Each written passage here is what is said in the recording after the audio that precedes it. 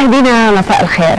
الأزياء التقليدية جزء من تاريخ الشعوب وعاداتها وتقاليدها، فهل يعني استبدالها بالملابس الغربية هو الابتعاد عن العادات والتقاليد أيضا والأمور التي تربينا عليها في مجتمعنا؟